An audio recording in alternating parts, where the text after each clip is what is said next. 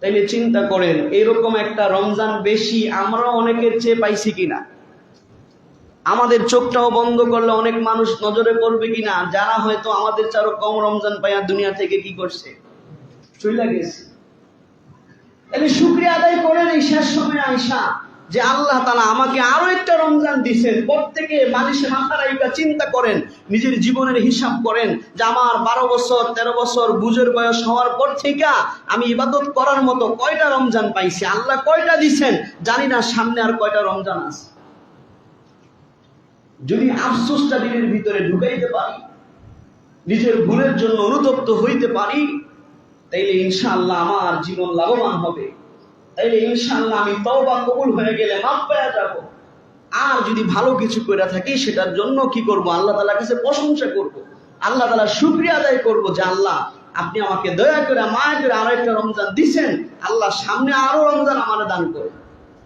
এই জন্যই তো বুজুর্গরা রমজান চলে গেলে 6 মাস পর্যন্ত ওই রমজানের আমল যেন আল্লাহ কবুল করে, ভুল ত্রুটি যেন আল্লাহ মাফ করে দোয়া করতো, কান্নাকাটি করতো। আবার 6 মাস আগেই দোয়া করতো যে আল্লাহ আর মাত্র 6টা মাস আমারে মাহরুম করেন না, এই 6 মাস আমারে বাঁচায় রাখেন, আগামী রমজান যেন পাই। সুবহানাল্লাহ। এই অনুভূতি ঢুকান যে আল্লাহ তাআলা আমাকে পুরা একটা রমজান দিয়েছেন, আমি শেষ করেছি। যদি অবহেলা করে থাকি অনুতপ্ত হই, কারণ হাসরের ময়দানে মানুষ জাহান্নামীরা জাহান্নামে গিয়ে চিল্লা পাল্লা করতে থাকবে, কাঁদতে থাকবে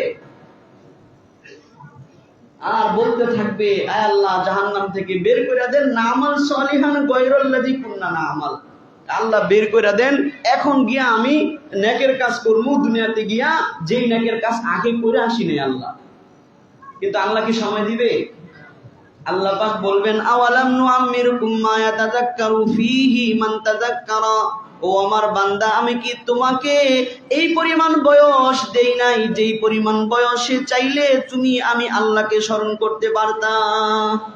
ব্যাখ্যা হিসেবে আল্লাহ তাআলা সেদিন বলবেন ও বান্দা আমি কি তোমাকে এতটা রমজান দেই নাই, আমি কি এতটা শবে কদর দেই নাই, আমি কি তোমাকে এতটা জুমার দিন দেই নাই, আমি কি তোমাকে এতটা তোমাকে আমি ধন সম্পদ দেই না যেটা তুমি খরচ করতে পারতা, দিনের পথে কাজে লাগাইতে পারতা, তোমার হায়াতের সময় আমি দিয়েছি, কাজে আজকে তুমি যেহেতু সময়কে কাজে লাগাও নাই, আজকে আর দুনিয়াতে ফিরে যাওয়ার সুযোগ নাই।